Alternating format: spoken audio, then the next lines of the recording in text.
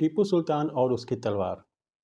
NCERT में class 8th में इतिहास की किताब में लेसन है बुनकर, लोहा बनाने वाले और फैक्ट्री मालिक।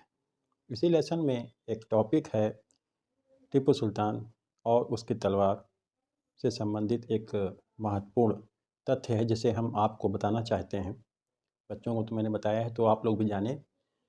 देखिए, जो टीपू सुल्तान था ये मैसूर का शासक था। इसने और इनके पिता ने यानी कि हैदर अली ने अंग्रेज़ों से 4 मैसूर युद्ध किए। तो हैदर अली के तो दूसरे मैसूर युद्ध में जो है मृत्यु हो गई थी। उसके बाद के जो युद्ध हैं वो टीपू सुल्तान ने जो है उसमें अंग्रेज़ों का जो है मुकाबला किया। 1799 में टीपू सुल्तान अंतिम आंग्ल मैसूर युद्ध में युद्ध करते हुए मारे जाते हैं और उनके हाथ में वो तलवार थी जिसने जो है अंग्रेज़ों को कुछ सोचने पर जो है मजबूर किया।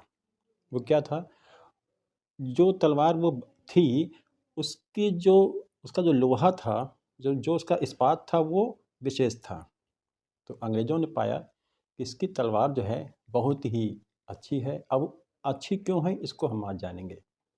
देखिए, जो ये टीपू सुल्तान की तलवार थी तो दक्षिण भारत के जो लोहार होते थे, वो लोग जो लोहा तैयार करते थे वो एक विशेष जो है तकनीकी से तैयार करते थे। तो टीपू सुल्तान की जो तलवार थी उसमें जो है इस्पात जो लगा था उसमें कार्बन की बहुत अधिक मात्रा थी और ये कार्बन बुर्ज स्टील में जो है होती थी जिसको दक्षिण भारत के लोहार लोग तैयार करते थे।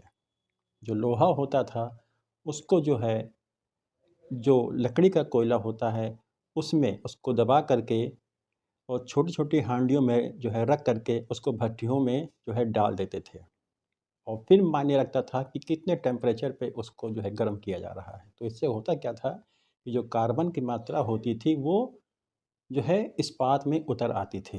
तो जिसकी वजह से ये कार्बन उस इस्पात को और बेहतर बना देता था और तभी तो जब इस इस्पात से जो तलवारें बनाई गई थी टीपू सुल्तान की, उस तलवार से उसकी धार इतनी तेज़ होती थी और इतनी टिकाऊ होती थी कि वो लोहे के कवच को भी चीर के अंदर घुस जाए, ऐसी तलवार होती थी वो।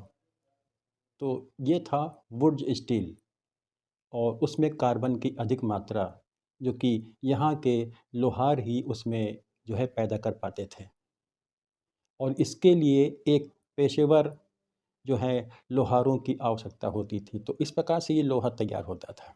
देखिए, 1800 ईस्वी में एक फ्रांसिस बुकानन यात्री था। वो जब यहाँ पर आया तो उसने जो है दक्षिण भारत की के लोहारों का विशेष जो है रूप से अध्ययन किया और उसी ने बताया है ये कि किस प्रकार से ये स्टील तैयार होता था कि उसको लकड़ी के कोयले में लोहे को दबा करके और भट्टियों में रखा जाता था और जो है तापमान की अधिक और कम मात्रा के मतलब के आधार पर उस इस्पात को तैयार किया जाता था।